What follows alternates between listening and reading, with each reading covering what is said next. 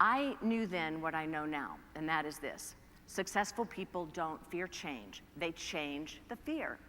And so I figured out a way to change all that fear that I had.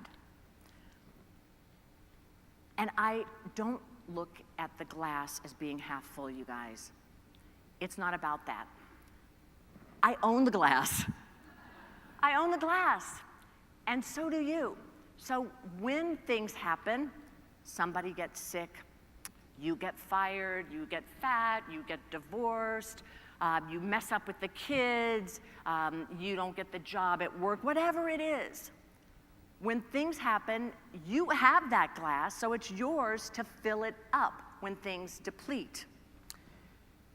Now, that's the accountability, I think, that we all want to impart in the classroom and on the schoolyard to our kids by teachers and educators who know that that is how we change the world. Now, my husband, Stephen, I told you, manages our business. I want to tell you why they tell you as a little girl, you know, that you end up marrying someone like your dad. Stephen is very much like my dad in all the wonderful ways. When I met Stephen, he had just been elected to the school board. He's in your posse. So he had, and we love him for it. It's the passion that I fell in love with about him. And I recognized it. He had walked door to door and knocked on every door in the district, talking about what he believed in and asking for their vote and their support.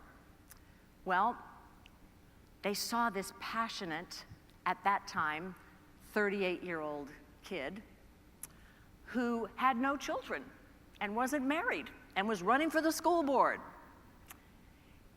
And they saw his passion and his ideas, and they voted him into office, where he became the youngest president of the board in our school district. The story of how it happened also showed me that he had a heart like my dad.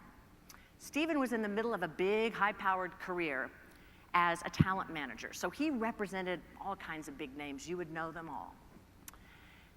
It wasn't satisfying for him, and it was a fateful night when he went back to his alma mater, his high school, a place where everything made sense, because that's where he figured out who the heck he thought he was, that he ran into his coach, who had been a mentor of his.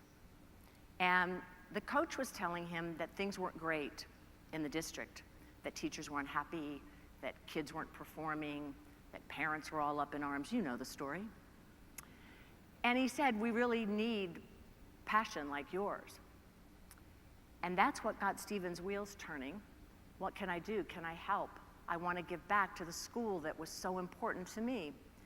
And he made a deal with his coach. He said, well, look, I'll run for the Board of Education if you will become the principal. Well, this was a loved member of the athletic community. He said, look, I believe in you, Stephen. I have a lot that I want to give.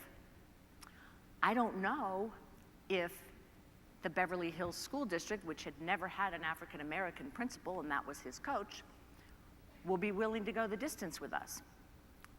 They shook on it. They got to work. It wasn't easy. They made unpopular decisions against popular people, and Stephen got elected to the board, and Carter became the principal. And Carter not only became the principal, but all the bold action that Stephen had in his heart and in his mind, he put into play one after another. He built consensus on the board. He made it happen. And Carter delivered the highest test scores after his first year as principal.